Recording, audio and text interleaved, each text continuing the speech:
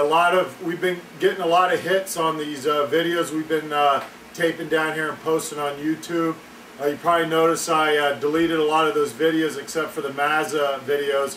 My intention is I want to redo those videos, label them better, and explain the workout a little bit better at the beginning of each video so you can match the workout with the corresponding workout in the template. So basically this is going to be an introduction, just going to go over a few things that you need to do in order to be able to do this strength system. Primarily there's three things. One is this rack. If you go on my my website, which is www.JoeAverageStrength.com, hit contact and you'll have an email address.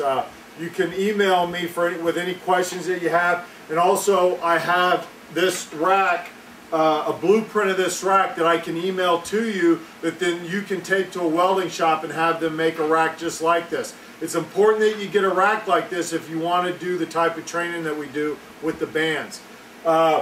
Primarily the base of this rack is kicked out so you can get a wide stance when you squat and deadlift.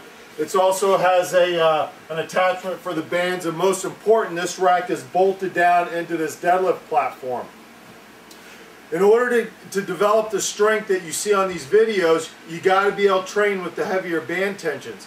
You know, when you're first starting out and you're using the minis, the monster minis, and the smalls or whatever, you don't really need to have a rack that's bolted down. But if you want to get into the, you know, the 500, 600, 700 pound squats, you know, the heavy deadlifts and stuff, and the heavy benches like Joe Mazza does, this rack is bolted down in each corner. I have a 100-pound plate on each corner, and then when we're not deadlifting, I have these 150-pound dumbbells laying on the rack itself. We use a tremendous amount of band tension, and when we unrack the bar, those bands are pulling up against the rack. So I have to have a lot of down force to keep that rack from the bolts from stripping out and the rack from flipping over. So it's important in order to do this system that you have the right kind of equipment. So one is this power rack bolted down to a deadlift platform. All the training that we do, that I do, that Joe Mazza does, that all these high school kids do, that go to Bangor, Pius, and Roxbury, everything that they do is done in this basement. We don't have any machines, no dumbbells. Everything is just fundamental basic lifting, the squat, the bench, and the deadlift. So one is the racks. Two is the bands. You go on ironwoodyfitness.com.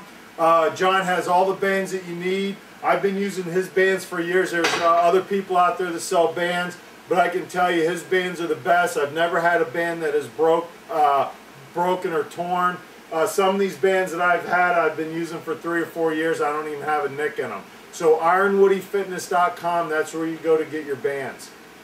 And then last, I strongly recommend, especially if you're going to get into training high school kids for their athletics, is we use Titan bench shirts and squat suits. You go to titan.com, titansupport.com. Pete is treated us very well. He takes care of these kids, he takes care of me, he takes care of Joe Mazza. The thing with the gear is it allows you to train with more weight. The more weight you train with, the stronger you get. Especially with these high school athletes, the more weight they train with, it makes them better football players, makes them better athletes out on the football field, the wrestling mat, or on the baseball field. So it's important, you know, you can start out training raw with no gear, but I strongly recommend that eventually you get yourself into gear. If you're training kids, you get them into gear, and it'll allow them to train with more weight that's going to make them better athletes. So that's it in a nutshell. So what I'm going to do is as we progress forward with these videos, I'm going to try and label them better, going to try and explain them a little bit better. And you know, the crux of this system is training with the bands. And I'm going to show you how to set up your band rotations. Now, being that I'm older and I'm a lot stronger, I can train with a bigger, wider variety of bands, like you know, as well as Joe Mazza. So I rotate through 3 different 3-band rotations. Now, whenever you take a kid that's just starting out, he may only be able to use the minis or the monster minis. And that's fine. You just alternate between those 2 bands. You incorporate the free work in between your band work. And then as they develop some strength, you start adding the smalls. A lot of these kids they rotate between the minis, the monster minis, the smalls and the minis on their benches. Some of these kids, they've done all those bands, plus they've added the mediums on their squats.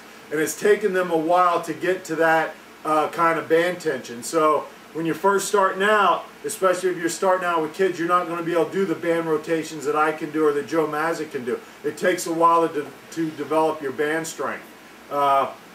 So I'm going to, as we progress through these videos, I'll explain whatever workout I'm on. I'll explain what tension I'm doing, where that tension is in my band rotations. I'll do the same with the kids. And I'll try to make, in the future, try to make these videos a little more detailed, explain the workouts a little bit better so you understand where we're at in the training. Now, keep in mind, when you see my workouts, it's basically just for powerlifting. Now, when these kids, these high school kids, when I got them training, basically they're doing two kinds of workouts.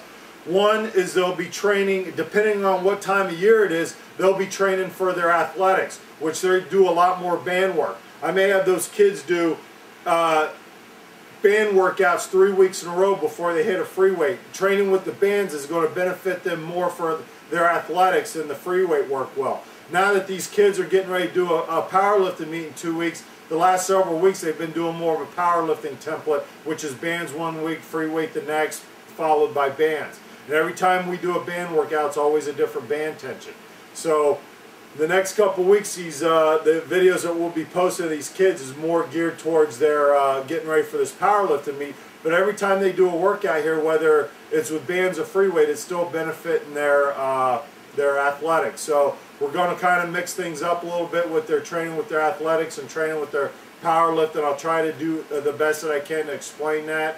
And hopefully it'll give everyone that watches these videos, it'll give you a better understanding of how we do this training that has allowed these kids to lift the weight that they lift that you've seen in these videos so far.